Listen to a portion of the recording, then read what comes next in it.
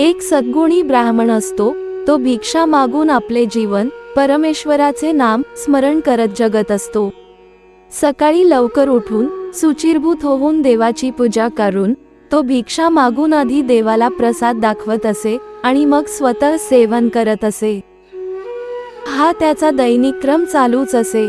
एक दिवस त्याला सकाळी उठायला उशीर होतो आणि आता आपल्याला देवपूजा करून भिक्षा मिळेल का नाही या चिंतेमध्येच तो देवपूजा आटपून भिक्षा मागायला जातो।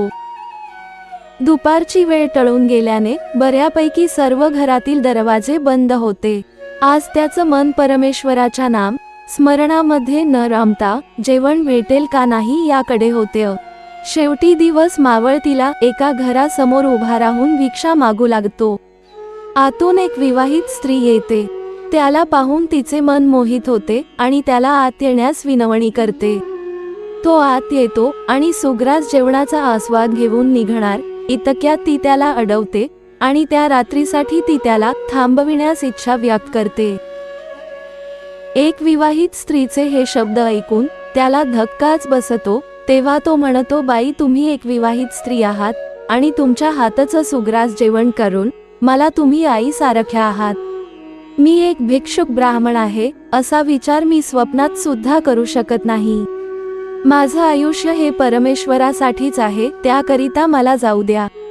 मी येतो म्हणून निरोप घेत असतो तितक्यातच ती स्त्री आत जाऊन आपल्या पतीचं मुंडक हातात घेऊन बोलते की आता तुम्हाला काहीच भीती नसावी। ते दृश्य बघून तो साधू आहे त्या स्थितीमध्ये घरातून पळून जाऊ लागतो।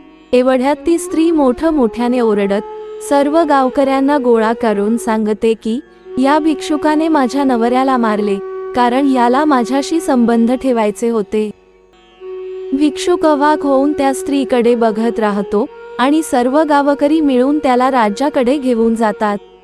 राजा सर्व हकीकत समजून घेतो आणि त्या भिक्षुकाला शिक्षा सुनावतो की या भिक्षुकाचा तो हात तोडा ज्या हातानं या भिक्षुकाने त्या गृहस्थाची हत्या केली। त्या भिक्षुकाचा हात तोडला जातो आणि त्याला गावाच्या बाहेर फेकून देतात। आता तो नाम स्मरण करत अंतर्ध्यानमध्ये धनास्थ होतो आणि परमेश्वराचा धावा करू लागतो आणि त्या अवस्थेमध्येच त्याला समाधी लागते आणि परमेश्वर त्याच्या पुढे येऊन उभा राहतो आणि तो त्याची सर्व दुःखद घटना सांगतो।